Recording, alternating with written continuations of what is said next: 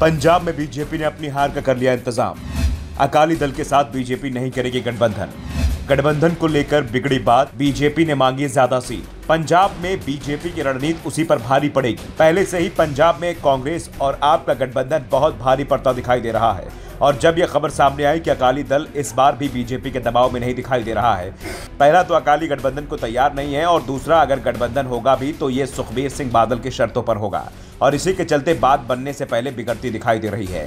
पंजाब में आप और कांग्रेस के बीच जो टकराव चल रहा है उसमें तो नरमी आती दिख रही है, लेकिन बीजेपी और अकाली दल के बीच तल्खियां पड़ती जा रही हैं। हाल ही में जितने भी सर्वे रिपोर्ट सामने आए हैं उसमें साफ दिख रहा है कि कांग्रेस और आप अगर साथ में चुनाव लड़ते हैं तो इस गठबंधन का वोट शेयर 55% के करीब होगा और राज्य की सभी 13 सीटों पर गठबंधन को जीत मिलेगी। लेकिन गठबंधन नहीं भी होता है और बीजेपी अकाली साथ आते हैं तो भी राज्य की 13 में से अधिकांश सीटें आप और कांग्रेस के हिस्से में आ जाएंगी। कांग्रेस ने पिछले 2 साल से तेजी से अपने प्रदर्शन में सुधार किया और पार्टी के नेताओं की सक्रियता जमीन पर दिखाई भी दे रही है। दूसरी तरफ राज्य में आपकी सरकार है जिसका उसे फायदा मिलता दिखाई दे रहा है। इस बीच बीजेपी की ओर से ऐलान कर दिया गया है कि वो अकाली दल के साथ गठबंधन नहीं करेगी। भाजपा के पंजाब प्रधान सुनील जाखड़ ने अकाली दल से गठबंधन की संभावनाओं से साफ इंकार कर दिया है।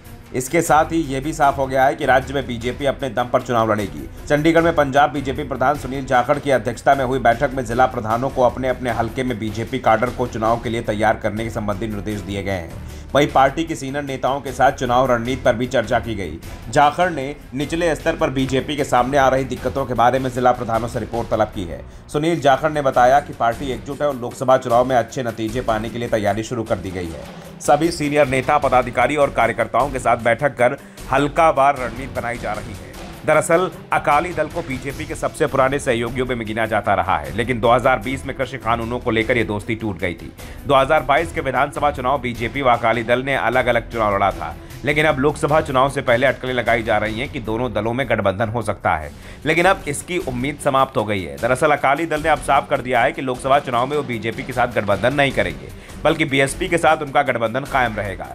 शिरोमणि अकाली दल के प्रधान सुखबीर बादल और बहुजन समाज पार्टी के प्रमुख मायावती के बीच दिल्ली में इसे लेकर बैठक भी हो चुकी है, जिसके बाद तय हो गया है कि विधानसभा चुनाव वाला फॉर्मूला लोकसभा चुनाव में भी कायम रहेगा। मायावती के साथ सुखबीर बादल की 2 मुलाकातों से भी स्पष्ट हो गया है कि लोकसभा चुनाव में शिरोमणि अकाली दल और भारतीय जनता पार्टी के बीच कोई समझौता नहीं हो रहा है।